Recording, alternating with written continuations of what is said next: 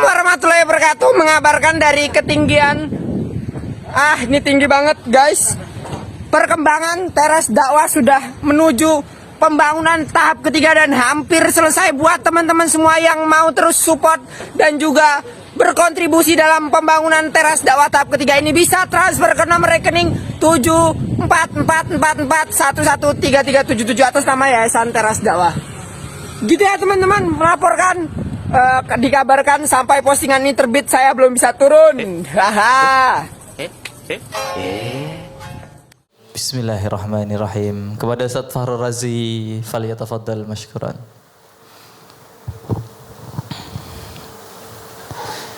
Di sini teman-teman ada yang pernah ikut kohwah dulu? Wah, Kang Wicak ya. Insyaallah ini nostalgia yang dulu pernah ikut kohwah ini bersama Ustaz Fahrul ya. Jadi dulu teman-teman di teras dakwah itu sepekan sekali di hari Jumat itu bersama beliau Ustaz Fahrul ini kohwah kajian apa Ustaz itu dulu? Kohwah kajian wah gitu ya. Kajian wah, dan kebetulan saya juga sering meng-MC beliau ketika itu dan senang sekali kali ini bisa berjumpa lagi dengan Ustaz Fahrul Razi. Masya Allah, mudah-mudahan Allah jaga dan Allah lindungi, Allah rahmati selalu untuk Ustaz Fahrul Razi.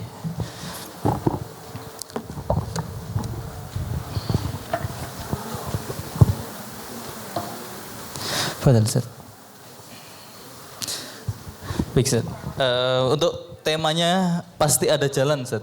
Seperti apa slogannya Gojek. Pasti ada jalan gitu ya Ustaz ya. Oke, silahkan Ustaz. Bismillahirrahmanirrahim. Assalamualaikum warahmatullahi wabarakatuh. Waalaikumsalam warahmatullahi wabarakatuh. Innal hamdalillah nahmaduhu wa nasta'inuhu wa nastaghfiruh. Wa na'udzu billahi min shururi anfusina wa min sayyiati a'malina. May yahdihillahu fala mudilla lahu wa may yudlilhu fala hadiya lahu. Wa asyhadu an la ilaha illallah wahdahu la syarika lah wa asyhadu anna Muhammadan abduhu wa rasuluh alladzi la nabiyya wa la rasula ba'dahu. Allahumma shalli ala Muhammadin wa ala azwajihi ummahatil mu'minin wa dhurriyyatihi wa ahli baitihi wa ashabihi wa sallim wa barik ajma'in. A'udzu billahi minasyaitonir rajim. Ya ayyuhalladzina amanu taqullaha haqqa tuqatih wa la tamutunna illa wa antum muslimun. Alhamdulillahirabbil alamin. Hadirin sekalian, rekan-rekan sekalian yang dirahmati Allah Subhanahu wa taala, segala puji bagi Allah. Mari kita selalu muliakan Allah, mari kita selalu mensucikan Allah Subhanahu wa taala dari segenap kesalahan, dari segenap kekurangan, dari segenap keburukan. Karena kadangkala manusia itu ketika punya masalah, yang disalahkan pertama kali justru Allah Subhanahu wa taala. Ujian nilainya jelek, yang disalahkan pertama kali apa? Kadangkala Allah Subhanahu wa taala. Salatnya kemudian terlambat. Salat tahajudnya kemudian libur. Baca Qur'annya berhenti gara-gara nilainya tidak baik. Kadangkala manusia itu ketika dihadapkan dengan satu masalah, maka kemudian dia menganggap sumber masalahnya adalah Allah Subhanahu wa taala. Maka kemudian begitu orang ini punya masalah, yang dia salahkan adalah takdirnya Allah Subhanahu wa taala. Sedangkan Allah taala itu zat yang maha suci dari semua kesalahan, dari semua kekurangan, dari semua celah. Allah itu memuji dirinya. Maka kemudian Allah wajibkan semua makhluk untuk memuji Allah Subhanahu wa taala. Kenapa? Karena Allah taala adalah zat yang maha terpuji. Allah itu Al-Hamid. Allah itu zat yang mana segala sesuatunya terpuji. Meskipun misalkan Allah tidak memberi kita apapun, itu Allah maha terpuji. Itu makna alhamdu, itu makna alhamid. Maka rekan-rekan sekalian yang dirahmati Allah Subhanahu wa taala, mari kita jadikan hidup kita ini menjadi sarana kita untuk tawadhu kepada Allah Subhanahu wa taala. Sarana kita untuk membangun harapan. Kenapa? Karena hidup itu masalah. Ya, saya ulangi sekali lagi, hidup itu masalah. Kalau orang kepingin tidak punya masalah, jangan hidup. Kalau Anda kepingin hidup tanpa masalah, menyelesaikan masalah tanpa masalah, maka pergilah ke surga. Saya tidak mengatakan pergilah ke pegadaian ya. Jadi kalau Anda kepingin hidup di satu tempat yang tidak ada masalah sama sekali 0%, itu hanya satu tempatnya, yaitu surganya Allah Subhanahu wa taala. Ketika Anda tinggal di surga, Anda duduk membayangkan saya kepingin makan mie ayam, maka jenggunu gitu muncul mie ayam. Tiba-tiba muncul mie ayam di depan panjenengan, disediakan oleh pembantu-pembantu yang wajahnya indah-indah. Kalau panjenengan ya siapapun nanti orang yang hidup di surga, dia akan diberikan oleh Allah Ta'ala pembantu. Tergantung dengan amal solehnya. Ketika kita membayangkan misalkan di surga kepingin menikmati buah yang paling susah kita beli. Bukan paling susah kita cari ya, karena tidak punya uang. Misalkan durian misalkan ya. Durian musangking. Maka kemudian gitu akan datang buah yang Anda kehendaki itu mendekatkan dirinya kepada Anda untuk mudah dipetik. Kalaupun toh Anda tidak mau memetik, maka Anda akan segera dipetikkan oleh pembantu-pembantu panjenengan. Bahkan ketika panjenengan tidak mau menyuapi diri sendiri, Anda akan disuapi oleh pembantu panjenengan. Tapi jangan bayangkan hidup di dunia. Dunia itu masalah. Allah yang menyampaikan alladzi khalaqal mauta wal hayata liyabluwakum ayyukum ahsanu amal. Allah yang menciptakan hidup dan mati itu sebagai masalah. Ujian, liyabluwakum sebagai ujian. Ujian itu isinya masalah ya. Masalah. Jadi Anda jangan berharap kalau Anda pergi ke kampus ya, kemudian Anda akan menyelesaikan ujian, maka persiapannya satu malam sebelumnya pergi ke Kaliopak membawa alat pancing. Golek uang sit. Salah posisi jenengan. Ya. Ya. Jadi Sunan Kalijogo bukan, jadi Sunan Jogokali. Jangan begitu. Ya. Jadi misalkan begini, misal ini contohnya. Contoh, biasanya begitu. Saya ditegur sama istri saya. Nek ngomong contoh biasanya bengok saya itu. Berteriak. Contohnya begini. Adik-adik sekalian, rekan-rekan saya panjenengan kepengen makan sarimi gitu. Ralat, saya tidak akan menyebut merek. Anda akan makan mie instan. Nanti yang suka mie instan yang lain Anda tidak suka dengan apa yang saya sampaikan. Ya. Mohon maaf, ini usia seperti saya itu zaman dulu. Orang kalau menyebut benda itu yang disebut merek pertama kali. Jadi kalau deterjen nyebutnya Rinso, kalau sepeda motor Yamaha, nek ndak Yamaha ya Honda, apalagi Sanyo. Ya Sanyo itu apa pompa air gitu. Biasa ya, mohon maaf. Jadi memang settingan ya. Dunia kita sudah cukup berbeda ini. Ya. Jadi begini rekan-rekan, adik-adik sekalian yang dirahmati Allah. Kalau misalkan Anda berkehendak untuk makan mie instan, kira-kira kalau Anda hanya duduk di kamar, ya kemudian yang membayangkan mie instan begitu, apakah akan datang mie instan ke rumah kita, ke kamar kita? Tentu tidak. Ya. Kalau order online bisa. Nah, itu kan modal. Modal. Ya. Kalau Anda order online, Anda tidak mau bayar, paling pol dilempar HP sama yang Anda mintai order. Ya, marahlah dia. Ya. Ketika misalkan mie instan sudah sampai di kamar kita, apakah langsung bisa dinikmati? Sak bungkus-bungkus saya gitu? Tidak, Anda harus membukanya, itu modal. Ya. Tidak bisa begitu Anda buka kemudian Anda nikmati, tidak. Kecuali kalau Anda kepengen makannya mentah, Anda harus masak dulu dengan menggunakan air panas. Begitu mendidih kemudian Anda makan, Anda melonyoh. Apa itu? Bengkak mulut kita. Ya, Anda harus tunggu sampai dia dingin, paling tidak hangat, Anda baru bisa menikmatinya. Itu belum nanti kalau adik kita tiba-tiba jam 12 malam bangun, dia kepengen mie instan juga. Itu nanti yang makan adik panjenengan. Ya. Itulah dunia. Jadi dunia itu Allah ciptakan sebagai masalah memang. Alladzi khalaqal mauta wal hayata liyabluwakum, untuk menghadapkan kalian dengan ujian. Hanya satu nikmat yang Allah berikan kepada orang-orang yang beriman. Allah itu menjamin bahwa orang yang beriman itu ketika bertemu dengan satu masalah maka pasti ada jalan keluarnya. Jadi di dunia ini adik-adik sekalian, saya belum masuk ke cerita ini. Kita kepingin bicarakan dulu teorinya.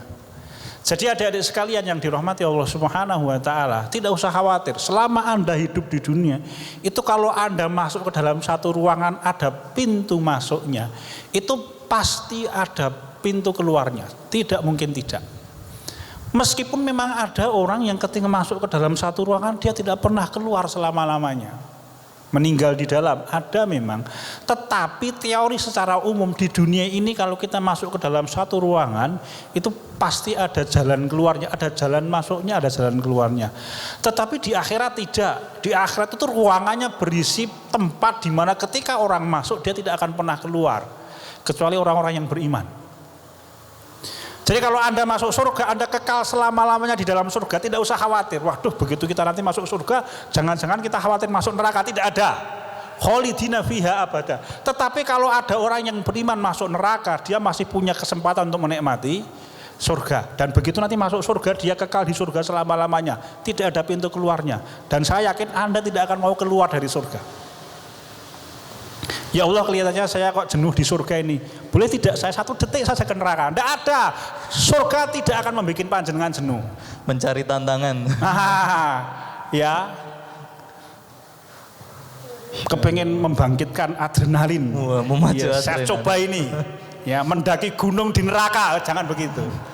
Saya jamin Anda tidak akan pernah bosan dengan surga. Ya. Tapi saya khawatir nanti kalau masuk surga itu bidadarinya hanya 1, Pak. Itu pun keroan setiap hari. Tidak usah khawatir, tidak ada surga yang seperti itu.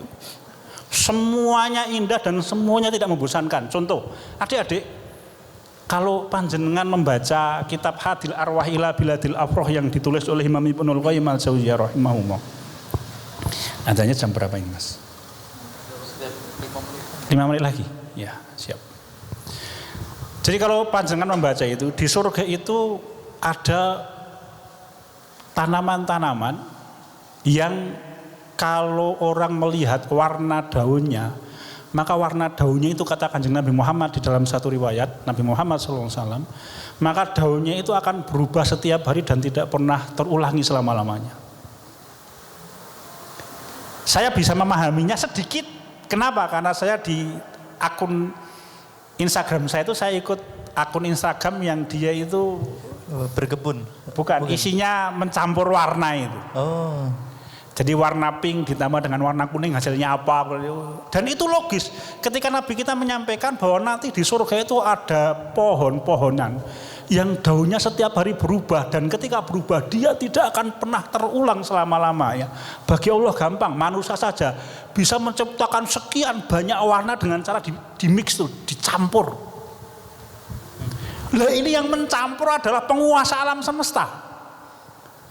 Tidak main-main. Kenapa kok Rasul kita Muhammad SAW itu menyampaikan, idza sa'altal jannata fas'alil firdaus. Kalau engkau meminta surga, maka mintalah kepada Allah Ta'ala surga firdaus. Kenapa? Di dalam riwayat Rasul kita menyampaikan karena surga firdaus itu diciptakan langsung dengan tangannya Allah yang maha suci. Sedangkan surga yang lain itu Allah menyatakan kun fayakun, kalau engkau jadi jadilah. Tapi beda dengan surga firdaus. Jadi mungkin bahasa anak muda, surga firdaus itu seleranya Allah Subhanahu wa taala. Jangan tanya itu indahnya. Jangan tanya cantiknya, jangan tanya nikmatnya. Ya. Jadi indahnya minta ampun, ya.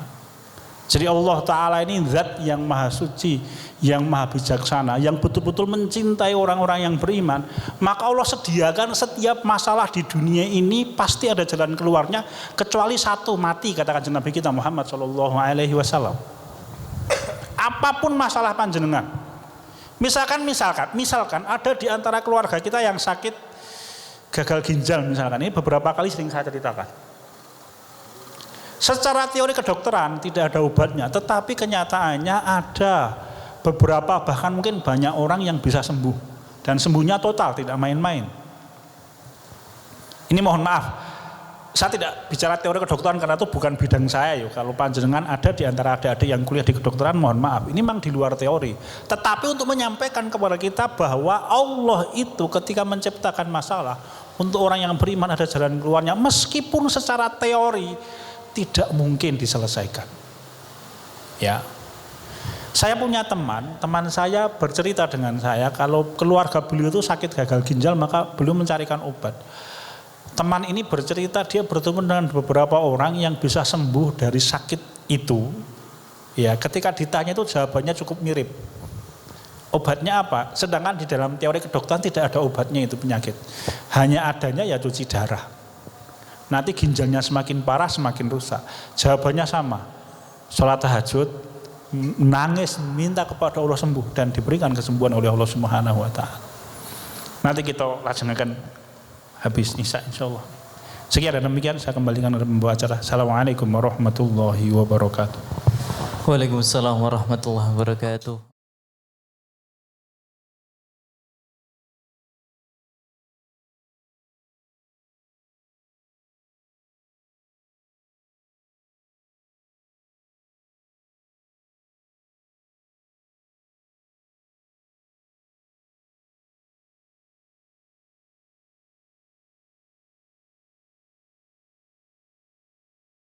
Baik, Ustaz, tadi sempat disampaikan ya Ustaz ya, bahwasanya setiap masalah itu selalu ada solusinya, sebagaimana ada pintu masuk selalu ada jalan keluarnya ya. Tadi sempat diceritakan teman-teman sekalian bahwasanya ada teman-teman yang gagal ginjal gitu ya Ustaz ya. Saya mikirannya agak nyeleneh, tapi itu ya sebenarnya itu renungan buat saya sendiri gitu ya. Oh, ternyata gagal ujian itu masih tidak sebanding daripada gagal ginjal. Iya, serius. Dalam artian karena gagal ginjal itu adalah sebuah cobaan di sisi lain yang diberikan kepada seseorang yang mana itu kan harus rutin cuci darah gitu ya. Saya melihat termasuk kakek saya itu pun juga melakukan itu dulu. Jadi setiap cuci darah, Masya Allah, saya sangat Kelihatannya ada gagal yang lain yang juga berat, Mas. Gagal cinta namanya. Nanti radian mangan radian ngombe. Radian mangan radian ngombe ya. Lebih baik sakit, kata lagunya kan gitu Ustaz. Lebih baik sakit gigi daripada sakit hati. Gitu. Iya. Baik, tafadhol Ustaz, silakan untuk melanjutkan materi yang. Bismillahirrahmanirrahim. Assalamualaikum warahmatullahi wabarakatuh. Waalaikumsalam. Alhamdulillahirabbil alamin. Wassalatu wassalamu ala nabiyyina Muhammadin wa ala azwajihi ummahatil mu'minin wa dzurriyyatihi wa ahli baitihi wa ashabihi wa sallam barik ajmain. Adik-adik sekalian yang dirahmati Allah Subhanahu wa taala, kita lanjutkan. Kita mulai membicarakan tentang apa yang bisa kita ambil pelajaran dari kehidupan Nabiullah Ayyub alaihissalam dan Nabiullah Sulaiman alaihissalam di dalam menghadapi semua masalah. Sekali lagi kita sampaikan bahwa ketika kita berhadapan dengan satu masalah di dunia ini, sebenarnya Allah telah menyediakan jalan keluar. Bahkan kalau kita menggunakan bahasa kemudahan, setiap satu masalah Allah menciptakan, setiap satu kesusahan Allah menciptakan dua kemudahan. Fa inna ma'al usri yusra, inna ma'al usri yusra. Tidak hanya satu, dua. Dan indahnya Allah menyediakan bagi orang yang beriman, saat muncul kesusahan, maka saat itu pula muncul kebahagiaan dan 2 kali lipat. Tidak main-main.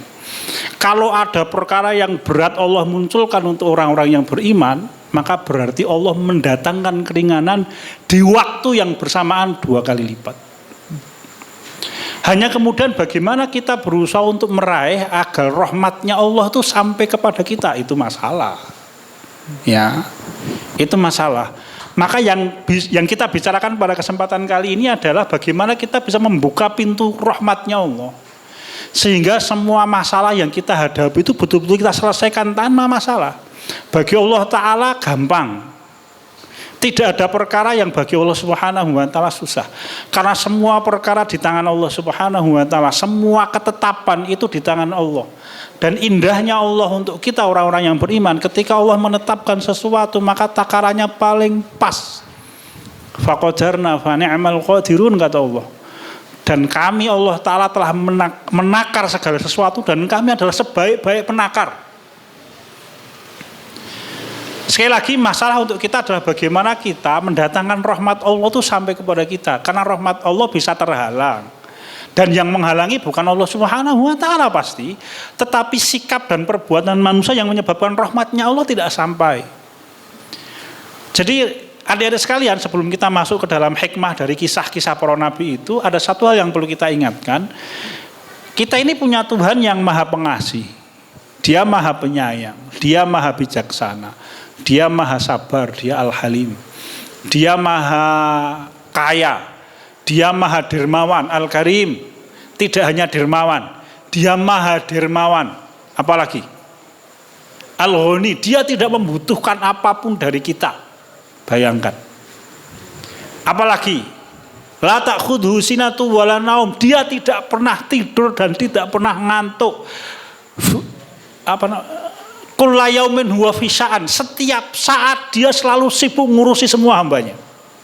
Tetapi wala ya'udu hifdzuhuma, tetapi tidak ada yang menyusahkan bagi dia. Itu Tuhan kita itu begitu loh. Lalu kemudian ada orang yang dia belum pernah bisa menikmati rahmatnya Allah. Permasalahannya ada di siapa? Langsung kita jawab, manusia yang punya masalah. Tidak mungkin Tuhan kita punya masalah. Saya ulangi. Tuhan kita itu Ar-Rahman, Tuhan kita itu Ar-Rahim, Tuhan kita itu Al-Halim, maha sabar, Tuhan kita itu Al-Ghani, maha kaya, Tuhan kita itu Al-Karim, maha dermawan, Tuhan kita itu tidak pernah tidur, tidak pernah ngantuk, dia setiap hari sibuk mengurusi hambanya, dan dia tidak pernah kesusahan mengatur dunia ini. Lalu kemudian ada orang yang dia merasa belum pernah menikmati rahmatnya Allah. Siapa yang salah? Pasti manusia yang salah. Tidak mungkin Tuhan kita salah. Lalu kemudian bagaimana kita bisa menikmati rahmatnya Allah? Pertama, ya, seorang akan bisa menikmati rahmatnya Allah ketika dia pandai bersyukur. Dan tanda syukur itu paling tidak lesannya selalu memuji Allah Ta'ala. Ya. Nabi Ayub alaihissalam itu berdoa, Rabbi inni massanya syaitanu bidurri wa adzab. Wahai Allah, setan telah menimpakan kepadaku dengan nusbi wa adzab. Nusb itu sakitnya badan, azab itu beratnya hal yang terkait dengan harta kekayaan. Ya. Di dalam ayat yang lain Nabi Ayub itu menutup doanya di dalam surat Al-Anbiya itu dengan wa anta arhamur rahimin. Wahai Allah, aku telah ditimpakan dengan perkara yang berat, wa anta arhamur rahimin. Sedangkan engkau adalah Tuhan yang arhamur rahimin. Engkau adalah zat yang maha penyayang di antara siapapun yang memiliki rasa sayang. Ya. Jadi Allah Subhanahu wa taala menyampaikan bahwa Nabi Ayub alaihissalam itu punya satu kelebihan. Dalam keadaan dia ditimpakan kesusahan yang sangat berat, Nabi Ayub alaihissalam tidak pernah lupa untuk berdoa memuji Allah Subhanahu wa taala. Ya. Apa ini? Wa ayyuba idna rabbahu anni masaniyad-durru wa anta arhamur rahimin. Dan Ayub ketika dia memohon kepada Tuhannya, anni masaniyad-dur, sungguh aku telah ditimpa dzurrun, kesusahan-kesusahan. Wa anta arhamur rahimin, sedangkan engkau adalah Rabb yang maha penyayang di antara siapapun yang memiliki rasa sayang. Imam Ibnu Katsir rahimahullah menyebutkan satu kisah. Jadi Nabiullah Ayub alaihissalam itu, kalau Imam Al-Qurtubi menceritakan awalnya adalah iblis matur kepada Allah Subhanahu wa taala, meskipun riwayat ini diperselisihkan oleh para ulama. Tapi Imam Al-Qurtubi menyampaikan kisah ini dalam tafsir Al-Qurtubi. Jadi iblis itu matur itu mengungkapkan kata-kata kepada Allah Subhanahu wa taala, wahai Allah.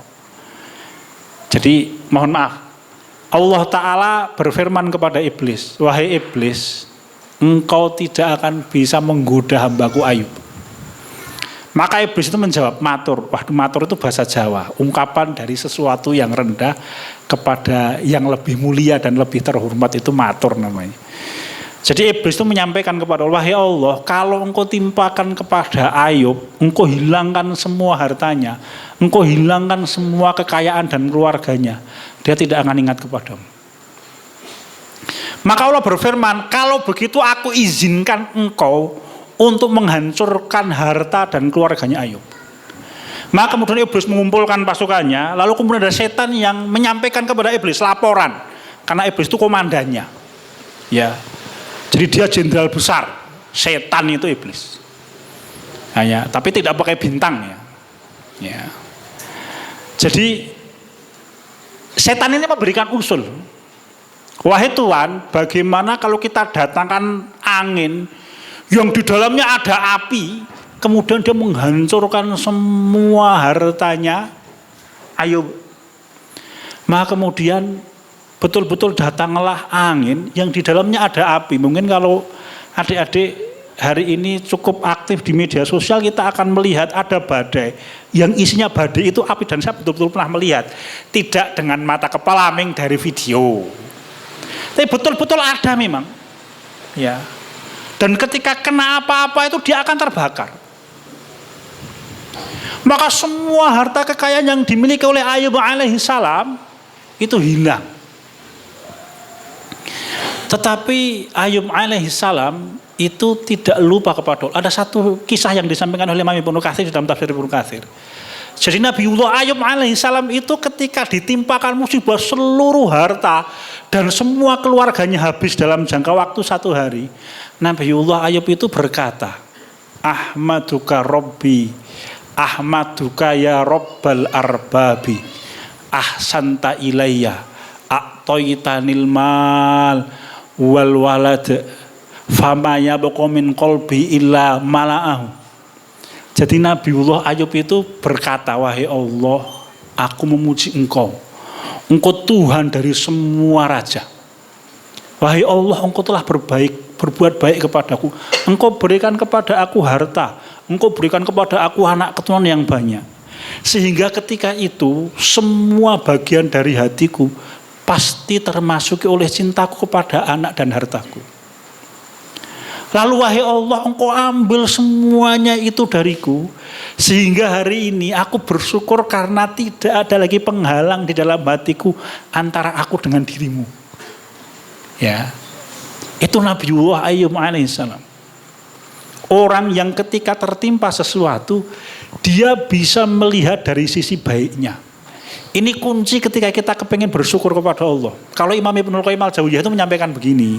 Jadi syukur itu apa? Syukur itu ada 3.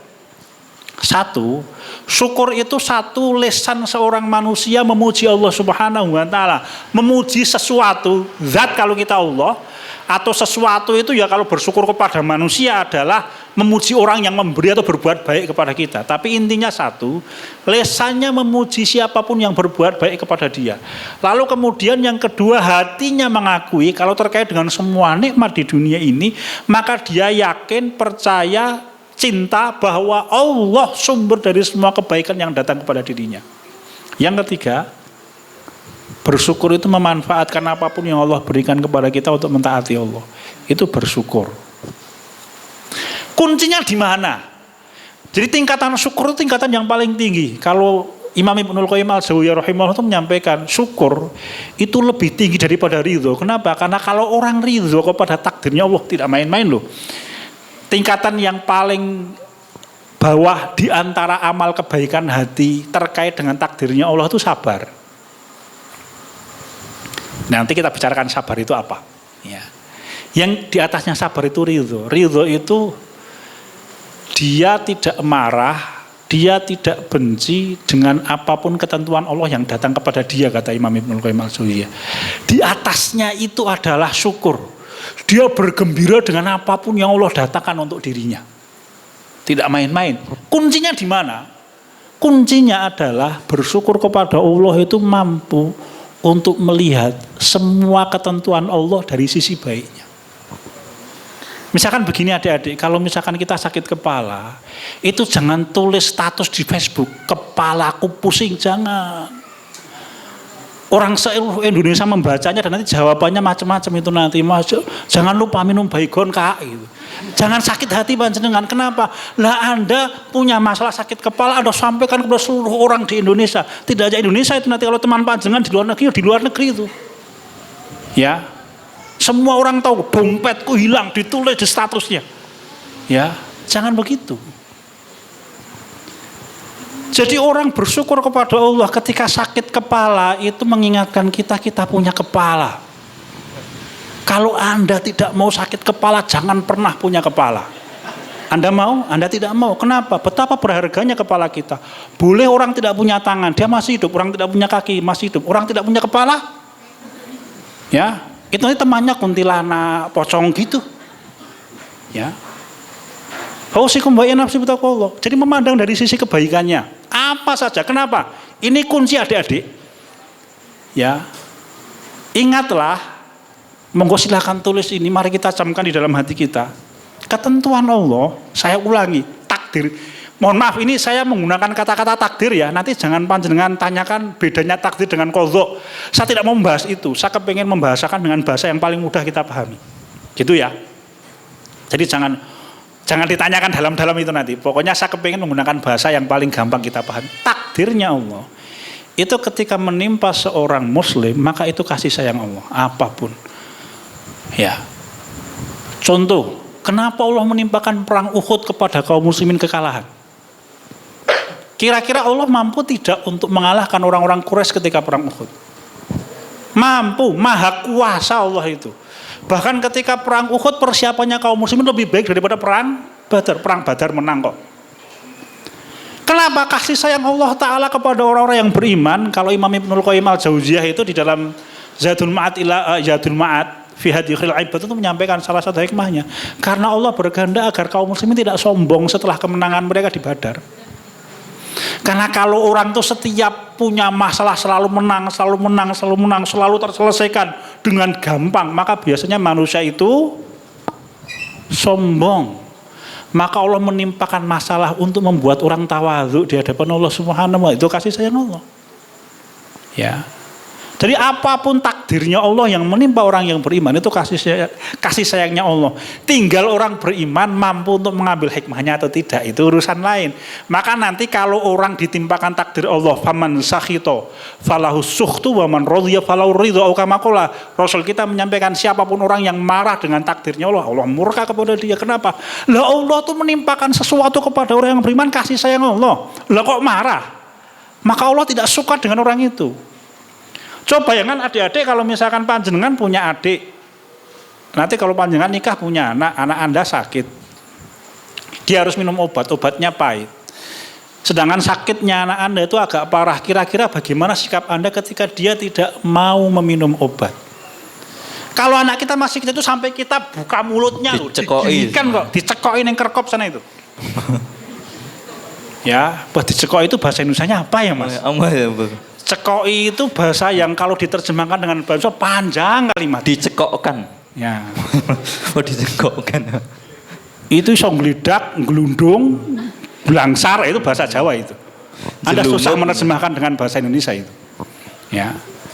Jadi adik-adik sekalian, kita itu kadang-kala bahkan memaksa anak kita. Sampai kalau anak kita tidak mau membuka mulut, kita paksa mulutnya untuk dibuka. Bahkan kalau misalnya anak kita sudah gede, dia tidak mau minum obat sedangkan dia sakit parah itu, kita marahi itu. Lah demikian pula Allah Ta'ala itu paling tahu apa yang kita butuhkan, paling tahu cara untuk menghapus kesalahan. Lalu kemudian kita ditimpakan sesuatu yang susah, kita marah. Falahu sukhtu, maka Allah marah kepada orang. Wa in radhiya falahu ridho. Ketika dia ridho dengan ketentuan Allah, maka ya Allah ridho kepada orang itu. Di dalam riwayat yang lain disebutkan Nabiullah Ayyub alaihissalam itu ketika ditimpakan masalah tadi sama dia mengucapkan alhamdulillah, segala puji bagi Allah. Jadi ada satu doa yang pernah saya baca, ini ceritanya para ulama ya, keterangannya para ulama. Jadi Nabiullah Ayyub alaihissalam itu ketika ditimpa sakit selama 18 tahun, istri beliau namanya Laya binti Misha bin Yusuf bin Yaqub alaihissalam. Ya, Laya binti Misha, ini bukan Misha and the Beer ya. Cerita lain lagi ini. Itu masa. Bin Yusuf. Ya, bin Yaqub alaihi wasallam. Ini mas kira-kira kalau panjenengan membayangkan Nabi Yusuf punya cucu cantik tidak mas? Jangan dibayangkan ya, karena itu bukan istri panjenengan. Lanjut kepada cerita. Istrinya ini seorang wanita yang solehah, istimewa betul beliau itu. Setia dengan suaminya, menjaga suaminya 18 tahun. Semua orang tidak mau mendekat, dia yang tetap menjaganya. Laya ini matur kepada suaminya, wahai suamiku, kenapa engkau tidak berdoa kepada Allah untuk meminta kesembuhan? Apa jawabannya Nabi Ayub alaihissalam? Nabi Ayub itu sekali lagi orang yang bisa menikmati takdirnya Allah, dan dia lihat semuanya dari sisi kebaikannya. Karena dia tahu takdirnya Allah untuk orang yang beriman itu sayangnya Allah Ta'ala. Nabi Ayub itu menjawab, wahai istriku, ketahuilah aku hidup selama 70 tahun itu Allah timpakan kepadaku, Allah mendatangkan untukku semua harta kekayaan dan semua keturunan yang jumlahnya banyak. Maka kalau kemudian aku ditimpakan susah selama 70 tahun, itu layak untuk aku terima. Dan beliau sakit berapa? 18 tahun. Ya. Tidak main-main. Kemampuan orang untuk bisa bersyukur, memuji Allah setiap saat. Ya. Maka ketika kita bangun berdiri untuk sholat, apapun doa kita ketika kita sholat, apapun doa kita ketika kita mengangkat tangan berdoa, jangan pernah lupa untuk menyisipkan di dalamnya pujian kepada Allah. Sebagai terima kasih kita kepada Allah. Kenapa? Karena Allah mengizinkan kita untuk beriman kepada Tuhan yang tepat, Tuhan yang sangat indah. Tidak main-main. Imam Ibnul Qayyim al-Jauziyah itu menyampaikan, orang itu kalau mengenal Allah pasti jatuh cinta dengan Allah. Tidak mungkin tidak. Saya ulangi, orang itu kalau bermakrifah, dia mengenal Allah, dia pasti jatuh cinta dengan Allah. Tidak mungkin tidak. Oh, Tuhan kita itu istimewa betul. Ya, kalau misalkan kita mengatakan indah, maka Rob yang memiliki keindahan dan maha indah itu Allah. Maka Allah menamakan dirinya Al-Jamil. Meskipun di ini sampul Quran tidak ada ya. Tapi Al-Jamil itu kata Imam Ibnul Qayyim al-Jauziyah salah satu di antara Asmaul Husna, karena Rasul kita menyampaikan innallaha jamilun yuhibbul jamal. Ya. Kemampuan untuk bersyukur, dan syukur itu pintu semua kebaikan. Wattaqullaha la'allakum tashkurun. Ketika takwa itu mendatangkan kemudahan, maka Allah menyampaikan takwalah kepada Allah agar engkau bisa menjadi orang yang bersyukur.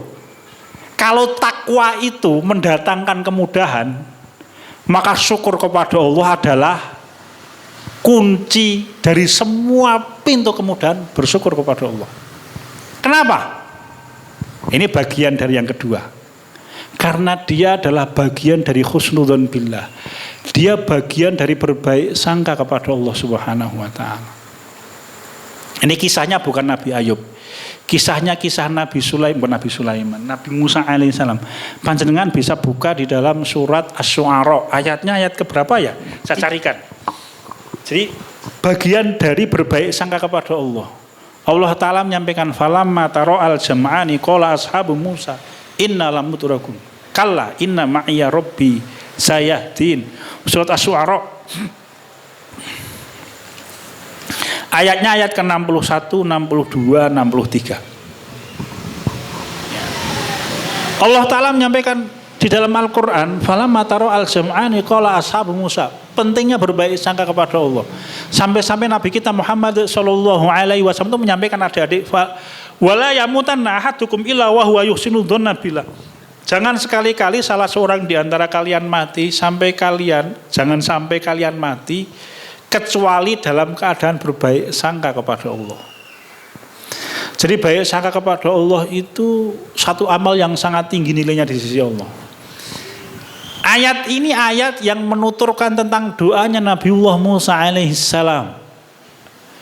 Anda baca ayatnya, falamma tara al-jam'ani qala ashabu Musa innal mudrakun. Ketika dua kelompok besar sudah bisa saling melihat, pasukannya Fir'aun yang kata sebagian ulama ahli tarikh itu jumlahnya sekitar 1 sampai 1,5 juta orang.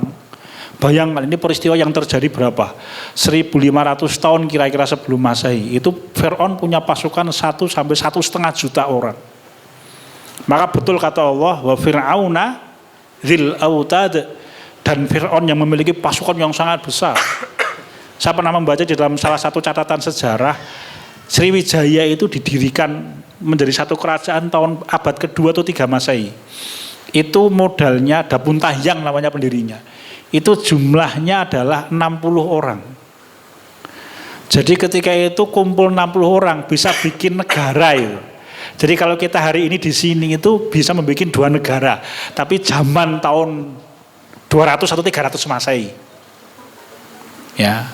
Fir'aun yang hidupnya kira-kira 1.500 tahun sebelum Masehi itu punya pasukan 1 sampai 1,5 juta orang. Bani Israil yang kata sahabat Ibnu Mas'ud kira-kira 670.000 orang di dalam riwayat yang sahih itu kata sahabat Ibnu Mas'ud sudah bisa saling melihat itu.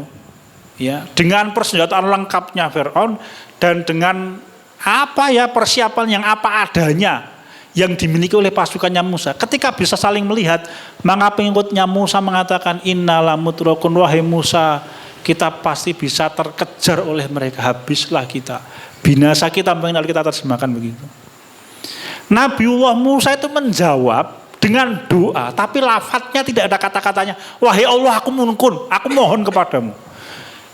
Kata-katanya kalla inna ma'iya rabbi sayahdin. Tidak mungkin Allah bersamaku dan pasti Allah memberikan aku petunjuk cara menyelesaikan hal ini. Doanya mana itu? Adik-adik sekalian, ada kata-kata doanya wahai Allah aku mohon sesuatu, tidak ada. Tapi itu berbaik sangka kepada Allah, dan baik sangka kepada Allah itu doa yang paling kuat. Ya. Berbaik sangka kepada Allah. Ya. Kalau Umar bin Khattab ketika perang Nahrawan itu dikirimi surat oleh sahabat Nu'man bin Bashir kalau tidak salah panglimanya itu. Karena pasukan Islam jumlahnya 20.000 orang, pasukan Persia jumlahnya 60.000 orang. Genting keadaannya. Ini beberapa kali saya ceritakan di dalam kajian itu. Dikirimkanlah surat. Sahabat Nu'man bin Bashir menceritakan keadaan yang gawat. Ketika membaca surat itu selesai, maka kemudian Umar bin Khattab radhiyallahu anhu bertanya kepada pembawa surat, "Mas, nama panjenengan siapa, Mas?" Maka anak muda ini menjawab, "Nama saya Qorib," dekat. Itu pentingnya nama ya. Jadi nama itu doa. Nek di dalam bahasa Jawa itu Asmo Kinaryo Jopo namanya. Waduh, terjemahnya buka di Google nanti ya. Jadi kalau orang Jawa itu mengatakan nama itu artinya doa. Nama itu serupa dengan doa. Nama itu kerjanya seperti doa. Maka kalau berikan nama-nama yang baik. Ya, jangan karena panjenengan suka film Titanic, nama anaknya jadi Titanic gitu. Kayak apa panjenengan kepengen anaknya mati tenggelam gitu, Mas. Apakah ada? Saya pernah menemukan seorang manusia itu yang memberikan nama anaknya Titania gara-gara dia nonton film Titanic. Aku mikir kayak pengen mati geblebek ya itu. Astagfirullahaladzim. Ya. Nama anak muda itu namanya Qorib. Lalu kemudian ditanya oleh Umar bin Khattab radhiyallahu anhu, "Bapakmu sapa jenenge, Mas? Siapa nama bapakmu?" Anak muda itu menjawab, "Nama bapak saya Zufrun." Apa artinya? Menang. Maka Umar bin Khattab itu tafaul, berbaik sangka, optimis kepada pertolongan Allah. Belum mengatakan Zufrun Qoribun insyaallah. Kalau begitu kemenangan kita telah dekat dan dimenangkan oleh Allah Subhanahu wa taala. Apa itu? Berbaik sangka kepada Allah. Maka Nabiullah Muhammad sallallahu alaihi wasallam, Nabi kita tercinta Nabi Muhammad sallallahu alaihi wasallam itu menyampaikan Ud'ullaha wa antum muqinuna bil ijabah. Berdoalah kalian kepada Allah, dan ketika engkau berdoa kepada Allah, yakinlah kalau doamu dikabulkan oleh Allah. Wahai Allah, kalau dia jodohku dekatkanlah, kalau dia bukan jodohku jauhkanlah. Orang niat lain donga kuwi. Ki donga apa kuwi? Ya. Kalau berdoa itu kalau perlu sebut nama. Duh Gusti Allah, kula nyuwun Mbak Wati pojok ndi iso. Nggih. Omahe pinggir kuburan, wel beten-beten. Astagfirullahaladzim, ora apa-apa Mas, tidak apa-apa. Silahkan. Sebut namanya. Kalau perlu didoakan setiap malam. Kenapa? Karena menyebut nama itu menyebabkan doa kita semakin mustajab. Kalaupun toh akhirnya Anda berdoa selama setengah tahun kok dia dilamar orang lain, berarti memang bukan rezeki panjenengan. Begitu.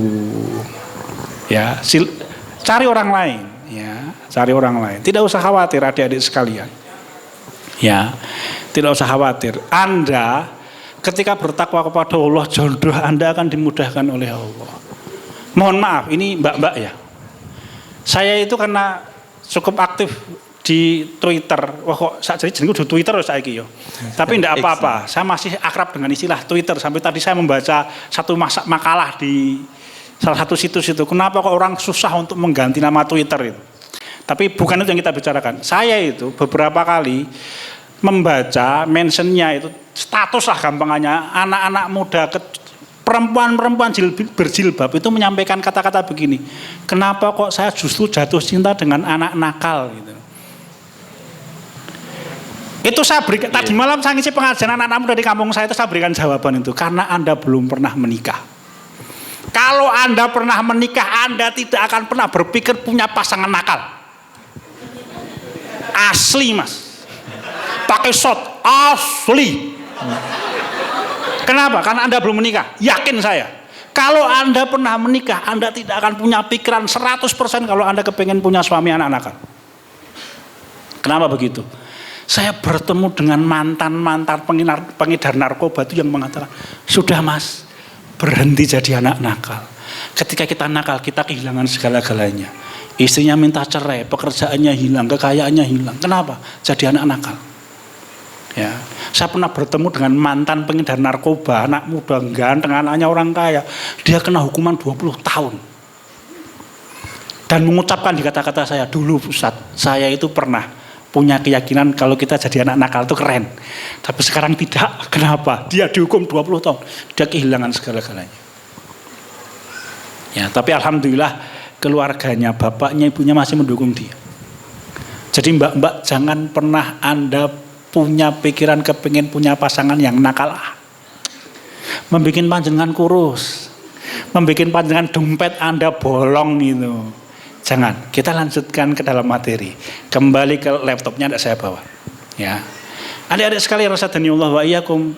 Yang kedua, cara kita mendatangkan pertolongan Allah itu apa? Husnudzon billah, berbaik sangkalah kepada Allah. Ud'ullah wa antum muqinun. Berdoalah kepada, ketika kalian berdoa yakin kalau Allah itu mengijabahi kita. Kenapa? Itu baik sangka kepada Allah. Karena Allah itu maha kaya.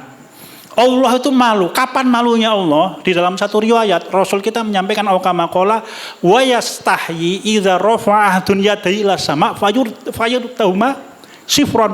Rasul kita menyampaikan Allah itu malu. Kapan malunya Allah? Ketika ada orang berdoa mengangkat tangannya, lalu selesai berdoa kok tidak dikabulkan. Allah itu malu. Kenapa? Tuhan kita tidak pelit. Tuhan kita itu menamai dirinya Al-Karim, Maha Dermawan. Saya ulangi, Tuhan kita itu menamai dirinya Al-Karim, Maha Dermawan. Tapi kemudian ada orang berdoa kok tidak sampai doanya kepada ijabah, maka yang bermasalah adalah manusianya atau Allah memiliki kebaikan-kebaikan yang Allah simpan. Kalau Rasul kita Muhammad SAW menyampaikan aukamaqala bahwa orang berdoa kepada Allah itu ada 3 kemungkinan. Ayu ajilau fid dunya au yudakhirau fil akhirah. Disediakan segera di dunia. Di dunia segera tidak mesti hari ini ya. Wahai Allah Ta'ala, saya mohon berikanlah kepada saya mobil hari ini juga. Memang panjenengan minta kepada siapa Mas? Ya, bisa diberikan 5 tahun yang akan datang, 3 bulan yang akan datang, 1 pekan yang akan datang, di waktu yang paling tepat untuk kita. Yang kedua, au yudakhirau fil akhirah, atau disimpan di akhirat. Rasul kita di dalam satu riwayat yang disampaikan oleh Imam Ahmad menyampaikan sampai orang-orang itu ketika mengetahui ganjarannya orang yang berdoa dan tidak dikabulkan di dunia, itu semuanya kepingin agar doanya tidak dikabulkan di dunia oleh Allah Ta'ala. Ya, mau adik-adik sekalian doanya tidak dikabulkan di dunia? Kalau saya ya mintanya dunia akhirat. Kalau saya loh, ya. Begitu. Dunia dapat, akhirat juga dapat. Kenapa? Ya itu kapasitas keimanan kita baru sampai di situ. Kalau para sahabat di dalam tulisannya Imam Ibnul Qayyim al-Jauziyah itu menyampaikan, bahkan para sahabat itu mengatakan kalau boleh kami meminta kepada Allah, kami mohon agar semua ganjaran kami disimpan oleh Allah di akhirat. Ya, tapi itu sahabat. Ya, kalau kita ya dunia akhirat pokoknya mintanya ya. Itu ya. Daripada pusing, ya toh mendingan resiko. Bahagia. Nah, kita bahagia dunia dan bahagia di akhirat. Allahumma. Begitu. Yang ketiga, Allah akan menghindarkan dia dari keburukan yang besarnya serupa dengan fadilahnya doa itu. Yang tidak pernah ada ruginya kita itu. Ya. Baik sangka kepada Allah. Ini modal yang ketiga agar kita selalu modal yang kedua agar kita selalu dibuka oleh Allah semua masalah kita, dilimpahi rahmat, semua kesusahan diringankan oleh Allah Subhanahu wa taala. Adik-adik, husnudzon ini penting. Kenapa? Dia bagian penting dari tawakal kepada Allah Subhanahu wa taala. Kalau Imam Ibnul Qayyim al-Jauziyah kok panjenengan suka, saya itu termasuk orang yang sangat menyukai tulisan-tulisannya Imam Ibnul Qayyim al-Jauziyah. Ini saya baca kitab. Ini kayak primbon iki ya. Ini apa ini Mas? Ini kitabnya Imam Ibnul Qayyim al-Jauziyah. Ini kadang-kala sampai saya simpan di dekat kepala saya ketika saya tidur. Konco turu nganteni sosok Mas. Ya. Ini kitab Madarijus Salikin yang ditulis Imam Ibnul Qayyim al-Jauziyah. Jadi memang beliau tulisannya sangat indah, sangat banyak, bahasanya menyentuh hati. Beliau seorang ulama besar, ahli fikih, ahli sejarah, ahli tafsir. Wah, semua ahli semua, bahkan mungkin derajatnya sampai mujtahid mutlak seperti gurunya Imam Ibnu Taimiyah rahimahullah. Hanya beliau tetap menisbatkan dirinya dengan mazhab Hambali. Saya suka dengan tulisan-tulisan beliau, kitab-kitab beliau saya suka. Kembali, jadi Imam Ibnul Qayyim al-Jauziyah rahimahullah itu menyampaikan bahwa dari bab husnudzon billah ini, berbaik sangka kepada Allah, ini sebagai kunci yang akan membuka semua masalah. Kenapa? Jadi berbaik sangka kepada Allah itu bagian dari akhlak yang sangat mulia. Dia bagian dari tawakal. Tawakal itu kalau Imam Ibnul Qayyim al-Jauziyah dia rangkaian amal. Jadi rangkaian amal ada enam. Satu tawakal itu, satu ma'rifatun billah, ma'rifatun birob. Jadi kalau orang kepengen bertawakal kepada Allah, may yatawakkal 'alallahi fahuwa hasbuh, kata Allah Subhanahu wa taala. Siapapun yang bertawakal kepada Allah, Allah cukupi. Maksudnya apa? Allah selesaikan semuanya. Satu cara bertawakal itu kenali Allah. Kalau terkait dengan rezeki misalkan, maka kenali kalau sumber rezeki itu Allah. Tidak ada yang lain. Yang lain selain Allah itu sarana. Misalkan adik-adik punya pekerjaan yang gajinya setiap bulan 6 juta. 6 juta itu masih ringan ya. Kalau panjangan di Jakarta anak muda itu ada yang 8-10 juta. Ya. Tapi kalau untuk Yogyakarta ya lumayan lah. Ya, 6 juta itu ya bul ya. Gede kalau di Jogja ya. Jadi misalkan panjenengan punya pekerjaan mapan, gaji sekian juta, itu sarana. Anda jangan menyandarkan kepada dia, kenapa dia bukan sumber rezeki. Ya kalau perusahaan panjenengan tidak punya masalah, kalau tiba-tiba punya masalah, Sony, Ericsson, apalagi hari ini, gulung tikar, ya kan. Meskipun katanya muncul lagi, Nokia, tetap itu pun masih punya masalah. Tidak terlalu banyak dibeli oleh orang. Mungkin 2-3 tahun gulung tikar lagi itu. Wallahu alam, Allah yang lebih tahu. Tidak, sumber rezeki hanya Allah. Misalkan kalau terkait dengan rezeki, ma'rifatun bi rabbi. Yang kedua, al-itsbat fil asbab wal musabbab. Meskipun Allah sumber rezeki, tapi tetapkanlah proses sebab akibat. Kenapa? Karena proses sebab akibat itu penting. Ya. Imam Ibnul Qayyim al-Jauziyah menyampaikan orang yang bertawakal tapi tidak mau berikhtiar, itu tawakkalu madkhulun, tertolak tawakalnya. Kalau Al-Imam Ibnu Athaillah di dalam kitab Al-Hikam itu menyampaikan iradatukat tajrid ma'iqamati laifil asbab syahwatun khofiyah, kata Imam Ibnu Athaillah di dalam kitab Al-Hikam itu. Ketika engkau kepingin tajrid, meninggalkan semua proses sebab akibat, sedangkan Allah menetapkan proses sebab akibat, maka sebenarnya sikapmu itu adalah syahwat yang tersembunyi. Kenapa? Karena berarti kita itu tidak mau melaksanakan perintah Allah. Allah memerintahkan kita ikhtiar kok. Misalkan terkait dengan rezeki, udahlah saya di masjid aja berdoa Allahumma rzuqna, Allahumma rzuqna, Allahumma rzuqna. Jangan begitu. Umar bin Khattab itu ketika melihat ada seorang anak muda yang Allahumma rzuqna, Allahumma rzuqna, masih muda, ganteng lagi, stylenya style Korea meneh misalkan, celananya aja harganya 300.000. Loh kok meng Allahumma rzuqna setiap hari. Kalau kita sekarang, ya, didatangi oleh Umar bin Khattab radhiyallahu anhu. Umar bin Khattab memberikan nasihat. Nasihatnya halus, nyelakit banget. Nyelakit apa bahasa Indonesianya? Tapi ya, aduh apa ya? Nyubitnya itu sakit lah mas, gitu kita ini. Halus. Apa kata Umar bin Khattab? Innas sama'a la tumtiru zahaban wala fiddah. Wahai anak muda, ketahuilah, langit itu tidak akan mendatangkan bagimu hujan emas dan hujan perak, kata beliau. Kenapa? Ada proses ikhtiar, kerjakan ikhtiar itu. Nabiullah Muhammad SAW ketika perang Badar itu beliau atur pasukannya sedemikian rupa, ya, bersof-sof yang tidak pernah dikenal di dunia Arab.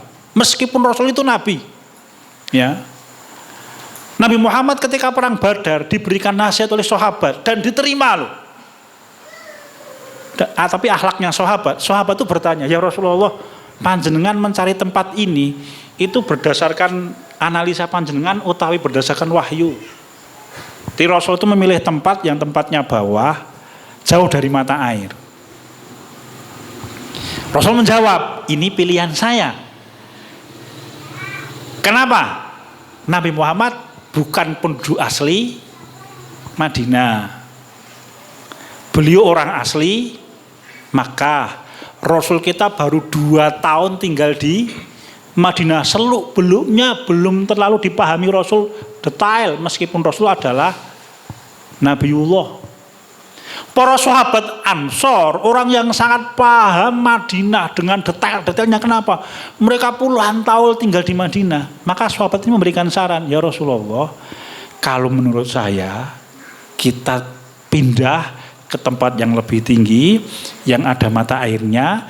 Kemudian tempat ini kalau ada mata airnya kita tutup, sehingga orang-orang Quraisy tidak bisa memanfaatkan tempat ini. Di tempat yang tinggi kita bisa mengawasi geraknya orang-orang Quraisy. Dan diterima oleh Nabi Muhammad SAW. Ya, tidak mentang-mentang Nabi enggak mau. Ya, karena kita adalah orang yang ditolong oleh Allah, pasti kita akan menang. Ya, pasukannya enggak usah megang pedang, semuanya megang alat pancing saja. Wah. Misalkan kalau sekarang, Rasul tidak mengatakan begitu. Ya, Rasul tidak mengatakan begitu. Diterima baik-baik. Kenapa? Karena Rasul tahu ini proses yang harus menempuh proses sebab akibat, ikhtiar kalau bahasa kita. Ya. Yang ketiga, meskipun kita menetapkan ikhtiar proses sebab akibat, ingat yang ketiga, i'timadul qalbi 'ala Allah. Meskipun demikian tetap hati itu disandarkan kepada Allah, bukan kepada prosesnya. Karena hasil akhir itu di tangan Allah. Sehebat apapun kemampuan kita, tetap yang memiliki takdir hanya Allah, yang mengatur semuanya hanya Allah. Kita itu hanya melewati proses. Maka kemudian yang keempat, nasihat yang keempat, cara tawakal yang benar adalah rusukhul qalbi fi maqami tauhid tawakkul. Ketika kita bertawakal kepada Allah, jangan ganggu hati kita itu dengan ikhtiar, dengan apapun selain kekuatan yakin kita kepada Allah, meskipun kita menggunakan proses sebab akibat. Ini penting. Kenapa adik-adik? Kita manusia itu kadang-kala dihadapkan oleh Allah dengan satu kondisi di mana Anda tidak bisa berikhtiar sama sekali. Kalau kajian kemarin saya ceritakan, misalkan Anda beberapa hari yang lalu, misalkan Anda naik kapal, tiba-tiba kapalnya tenggelam, semua penumpang meninggal, yang selamat hanya Anda bisa berenang di satu pulau, ya, di satu pulau. Anda megang HP Anda alhamdulillah masih bisa dipakai, tapi rupanya tinggal dipakai SMS sekali saja atau WA sekali saja HP-nya mati. Pada waktu Anda hidup kan HP-nya sempat hidup. Anda di tengah pulau itu sendirian lagi. Ya, tiba-tiba WA masuk. Lalu kemudian WA itu tulisannya dari ibu kita. Nak, ibu butuh uang untuk bayar hutang. Kalau Anda punya anak, WA-nya masuk dari istri Anda. Pak, nih anak kita butuh uang untuk bayar kuliah dan saya butuh untuk belanja, tiba-tiba HP-nya mati. Pet gitu. Anda tidak bisa kerja, Anda tidak bisa minta tolong kepada orang lain. Teman Anda di dalam kapal di pulau itu ya paling pol kura-kura. Ya, kalau kura-kura ninja masih bisa kita mintai tolong. Ya. Lebih susah nanti temannya jebuli monyet. Ya. Apa yang Anda kerjakan? Maka Imam Ibnu Athaillah itu memberikan nasihat. Wa iradatukat tajrid wa iradatukal asbab. Maka iqamatil fit tajrid fa huwa inkhitatun min himmatil aliyah, kata beliau. Saat Allah memaksamu untuk menghilangkan semua proses karena Allah kepengen kamu bertawakal kepada Allah, tetapi kamu memikirkan bagaimana bisa melewati proses, maka itu adalah sikap mundur dari keyakinan yang tinggi kepada Allah Subhanahu wa taala. Ya. Waktu itu memang pilihan kita mengdongo, sudah pasrahkan semuanya kepada Allah. Sudah ikhtiar kita tidak bisa. Anda mau berenang dari Sulawesi ke Jawa, tidak mungkin. Ya, tidak mungkin. Sudahlah, pasrahkan, doakan, wahai Allah, cukupilah syarat rezeki di sini. Kalau bisa tiba-tiba datang seorang bapak dengan anak perempuannya sehingga saya bisa menikah, hitungannya aneh-aneh nih mas-mas gitu kan. Iso dinikahi, terus pokoknya ndonga sudah pasrahkan kepada Allah Subhanahu wa taala. Ya. Maka nanti Allah akan memberikan kita jalan. Sehingga apa? Ketika kita menyandarkan hati kita kepada Allah, jangan kotori dengan yang lain. Wah, tapi kan saya punya kenalan bos, punya kenalan juragan. Tidak usah begitu. Meskipun Anda boleh mendekati juragan panjenengan yang panjenengan bisa mintai tolong pinjam utang misalkan. Ya. Yang kelima, berbaik sangka dengan Allah. Husnudzon billah, tawakal kepada Allah. Kenapa? Karena Allah menyampaikan ana inda dzanni abdi bi, karena aku Allah itu seperti praduga hambaku kepadaku. Di dalam riwayat yang lain ditambahkan fa in dzanna bi syarron wa in dzanna bi khair falahu. Kalau dia punya praduga baik, ya baginya kebaikan. Kalau tidak, ya baginya keburukan. Yang keempat, yang kelima, yang keenam adalah al-tafwid, memasrahkan hasilnya kepada Allah. Kapan? Setelah kita sampai di puncak ikhtiar. Anda besok ujian, malam ini yang Anda kerjakan, belajarlah, jangan main gamenya dihilangkan lah, ya belajar, sholatnya ditambah rajin, kalau perlu minta kepada dosen bocoran soal. Boleh tidak? Boleh, yang penting tidak pakai suap. Kalau Anda menyuap, Anda tidak boleh, tapi kalau Anda kok kemudian Pak, minta tolong Pak, semoga Anda mendapatkan pahala yang besar di sisi Allah. Wah, saya minta bocoran soalnya Pak, atau dikirimkan, oh itu kebaikan gitu. Karena mungkin Pak dosennya kepengen menikahkan putranya dengan Anda. Ya, iman dilewer iki Mas. Ya. Yang paling akhir, yang ketujuh, yang keenam itu istislam, pasrah bongkoan setelah hasilnya datang. Ya. Apapun baik buruk ketika itu sampai di puncak ikhtiar kita sudah berdoa beribadah yang baik, kok hasilnya kecewa misalkan, sudahlah pasrah, tidak usah marah, tidak usah benci dengan Allah. Semuanya adalah takaran yang paling indah untuk kita karena banyak hikmah. Ya, begitu. Ini tawakal kepada Allah. Sampai 9 sekap ini. Ya, cukup. Sekian yang bisa kita bicarakan, sebenarnya poinnya masih banyak, tapi ya semoga nanti dibahas oleh Ustadz yang lain. Ya, mungkin ada di antara panjenengan yang mengatakan kajian kita lanjutkan sampai jam 12. Ya, tidak apa-apa. Anda senang, saya pingsan. Sampai jam 12 sih Mas. Ya. Sekian, alhamdulillah. Assalamualaikum warahmatullahi wabarakatuh. Waalaikumsalam warahmatullahi wabarakatuh. Jazakumullah khairan atas penyampaian yang sangat luar biasa, penuh ibrah, penuh hikmah, banyak nasihat, banyak tamparan untuk saya pribadi supaya semakin dekat kepada Allah Subhanahu wa taala, semakin tawakal, semakin semuanya lah. Ikhlas, ridho, apalagi tadi syukur kepada Allah Subhanahu wa taala.